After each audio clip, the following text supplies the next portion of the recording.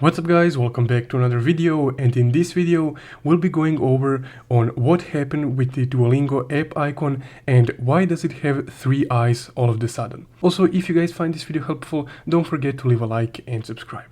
So let's get started.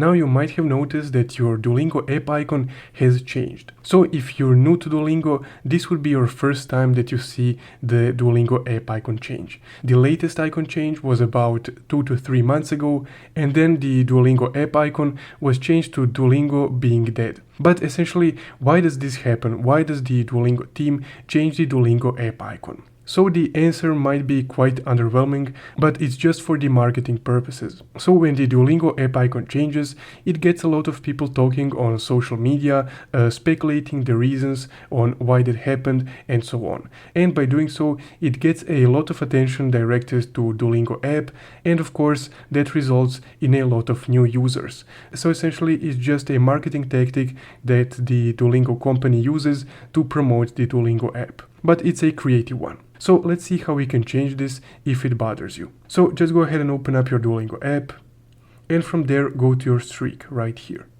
From there, once you're on this tab, just scroll down a bit until you can see the Streak Society option. So if you have a 7-day streak on Duolingo, you would be able to turn on your fiery Streak Society icon, which would cover up this current new icon. So at the moment, that's the only way on how you can fix this Duolingo app icon change. But essentially, that's why the icon changed and how you can fix it.